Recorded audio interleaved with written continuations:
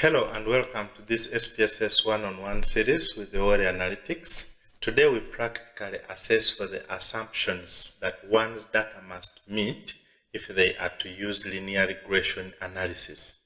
Additionally, we are also going to see how to assess for outliers and then for collinearity in your dataset. This video is part of a series of videos that we are making for linear regression. I highly recommend that you check our first video that gives an overview of the steps that someone must follow in their rightful order if you are to run a linear regression the right way and come up with valid conclusions. So in this episode, we use a dataset called employee data that comes pre-installed with SPSS. I've included a link in the description of this video where you can download this dataset and follow along. So in this dataset, we have data about employees of an organization. And we have a variable called current salary of an employee that we are taking as an outcome variable of interest. And then we want to see what are the factors that are associated with someone's current salary that they get at this company. We want to use the other variables to predict what could be someone's current salary if they have a set of the following factors. So in summary, we have current salary as an outcome. Then we have 4 numerical variables as independent variables. These include beginning salary, that one, the variable is here. We have education level in years, that variable is here. We have months since hire or the job time, that variable is here. We have previous experience in months, that variable is here. But we also have categorical variables that are coded as 1, 2, or 3. And these include minority classification, that variable is here. We have gender, that variable is here. And we also have job category, and that variable is in here. So remember, linear regression, you should always have a continuous outcome that you're predicting using a set of independent variables that can be either numerical or categorical in nature. So let's get started. Before we start checking for assumptions of our data, we have to ensure that all our data is in their right type. Our variables should be in the right type. If you go to variables view, you can see that most of these variables are numeric except gender. Now gender is a string variable. What we mean here is when you go to data view and you check on this variable gender, we have male and female. So if I change between values and labels, as opposed to 1, 2, 3, like in job cut, here we have MF, male, M for male, F for female. But we want to code these variables if we are to use them subsequently appropriately. So our first task will be to transform this variable and give it codes. And we are going to do that automatically by clicking on transform. Go to automatic record. We want to record this variable gender. And we are giving it a new name. Maybe we can call it gender2. Add the new name and then continue. So SPSS is telling us that F has been coded as 1 to mean female and M is coded 2 to mean male. If we go back to our data, you can see that we have a new variable created here. If I click on this icon, you can see that we have male, female, and in this case, 2, 1, as opposed to FM that we had. So subsequently, we shall be using this variable for gender that has been coded. So our first assumption to check is existence of a relationship between our predictor variables and our outcome variable. And for us to run that, we are going to first fit a model. All these assumptions, we are assessing them on our model or the linear regression model. How do we check for that? We just go to Analyze, Regression, and then you select Linear Regression. Once you select this, I want to reset.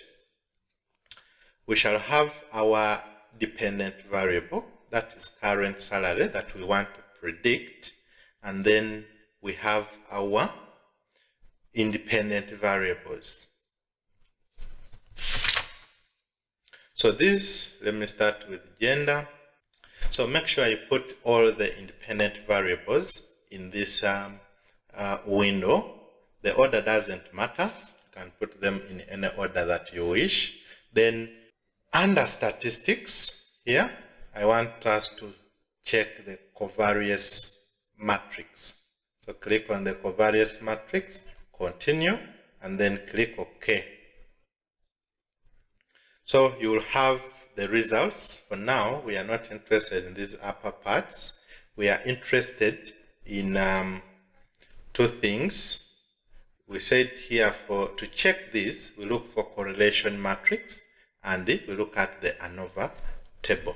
So when we come to our output, we are looking for the correlation, coefficient correlations table, and we are interested in any value that is above 0.3. When you check on our values, we have here a value of 0.595, that is between employment category and beginning salary. We also have, say, 0.386, that is education level versus previous experience. So since we at least have more than one correlation coefficient above 0.3, that assumption has been fulfilled. The second thing that you can look at when assessing whether there is existence of a relationship is the ANOVA table. This one up here, the ANOVA table. You're interested in a significant p-value. There is a relationship between our predictors and our outcome. Both of our criteria, correlation matrix, we saw between beginning salary and employment category was above, and even for education level versus previous experience was above 0.3. So we've passed that assumption. But even using the second criteria, when you look at our F value, it is significant, indicating a relationship between predictors and the outcome. So we have made assumption number 1. We now move to assumption number 2, checking for linearity using partial plots. Back to our data. When you go to our data, still go to Analyze, Regression, then Linear. In this case, you'll find our variables are already there that we've just run previously. Then under Statistics, we are no longer interested in covariance matrix, but in this case, just uncheck it, continue, and go to Plots. Under Plots, we are going to have to check the box for Produce all partial plots and click Continue. Then say OK. With these partial plots, you're interested in seeing, is there a linear relationship between each variable and the outcome? So you're interested in asking yourself, am I able to draw a line, a linear, a straight line within the points to give you a rough idea of there should be a linear relationship. Based on our outputs, when we check for education level and employment, from our outputs here, education, say, employment, you can see that there can be a line. Yes, even education level, you can see there is some kind of a straight line, and that is for all. You can see a straight line. So with the partial plots, we can see that yes, our data has made the assumption that there exists a linear relationship between the independent variables that we want to assess versus our outcome. So assumption number 2 has been passed using the partial plots. Assumption number 3 is about checking for independence, and here we use the Durbin-Watson. Simply go to, again, analyze, regression, linear regression. In this case, under plots, we no longer need the partial plots, so uncheck it. Click continue, and then under options, under statistics, I want you to select the Durbin-Watson for residuals, and then continue. Then click OK. Testing for independence, we are asking whether our values of our outcome at different points of our independent variables independent.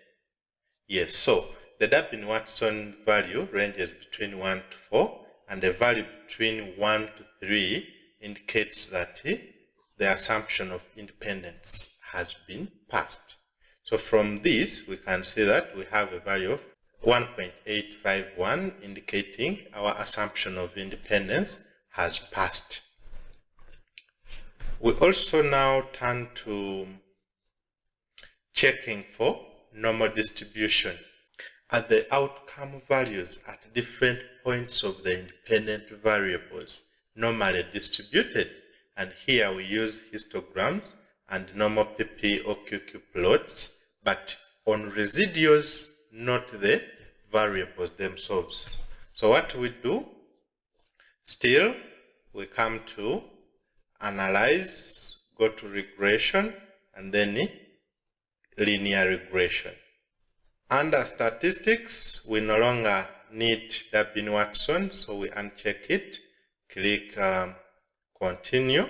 But under plots, we are going to select the histogram and the normal probability plots. Then you continue. Click OK. And here you will have your outputs. We have the histogram that has plotted for you the regression standardized residuals. And from this, you can see a bell-shaped curve indicating normality. Then we have the normal PP plots, that is plotting observed cumulative probability versus the expected cumulative probability. So ideally, you should have all these points falling along this line for you to say that the assumption of normality has been fulfilled. But usually that's not the case. The other scenario that is also acceptable is when these points start from the line. Yes, they deviate, they come back to the line, they deviate again, but eventually end up on the line. That is also considered that your data is roughly normally distributed. So using these two statistics, you can say that that our assumption for normality has been fulfilled. Using the histogram of residuals, you can see a bell-shaped curve, and also using the normal probability plots on residuals, you can see that our data is normally distributed. Next, we look at the last assumption, that is equivariance or homoscedasticity, where we use plots of the standardized residuals versus the standardized predicted. So here we can still go back to our data set, go to analyze, regression, linear regression, and yes, under plots, we are no longer interested in histogram and normal probability plots. So here, we want to plot standardized predicted and then standardized residuals, and then we say continue. Okay. Then we say okay. Then we shall have a scatter plot of regression standardized predicted values versus regression standardized residuals. In this, we are interested in having a rectangular distribution. When you look at our graph, ideally for equivariance, vertical spread should be similar. It should be able to form a rectangular distribution, which indicates that the variance is independent of the predictor. Okay, so from this we can roughly say our data has formed a rectangular distribution and has met the assumption of homoscedasticity or equal variance. Those are the 5 assumptions that have to be checked when you're running a linear regression in SPSS. But additionally, you also need to see whether you have outliers and whether those out of range values in your data set, and also check for collinearity, which is existence of a very strong relationship between your independent variables.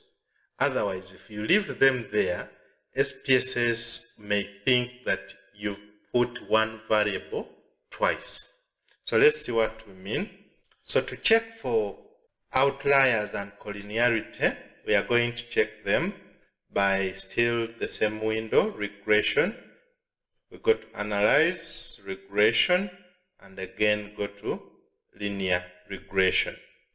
Okay, so in here, we are no longer interested in the plots. We are taking them back. Click OK. But this time round, we are interested in the save button, and we are going to use Cook's distance. We are going to use leverage values, and we can also use standardized DF betas. Then click OK. And statistics, we can check on the collinearity diagnostics. Check that. Then click continue and OK. So here we are interested in, there is a table called coefficients. We are interested in the tolerance and the VIF values. For you to say that there is no collinearity between my predictors, like the predictors that I'm using to predict my outcome are not strongly correlated. Themselves, they do not have that strong relationship amongst themselves, which would affect the relationship of my analysis with the outcome.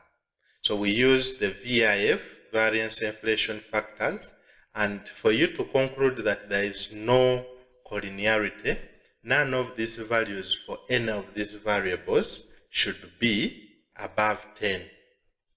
Then for tolerance, none of them should be less than 0.1. Tolerance is just 1 over VIF. So like we said, for variance, none of the values should be above 10. In our case, they have passed that assumption. And then tolerance, none of the values should be below 0.1. Yes, we've passed that. For outliers, we are looking at Cook's distance and the centered leverage value, and none of them, the maximum here, we are interested in the maximum, none of them should be above 0.5. So when you check our output, this is what we have. If we check the residuals statistics, we have Cook's distance and the leverage values. none of them is above 0.5. So we can now conclude that our data has passed all the assumptions of linear regression. In our next episode, we now look at how do we build our model. And here we shall be looking at how do you select variables for your multivariate analysis, how do you check for interaction, how do you check for confounding. Remember to like the videos, subscribe to the channel so that you do not miss out any of the episodes. If you have any questions, put them in the comments. We shall be glad to respond to them. See you in the next video.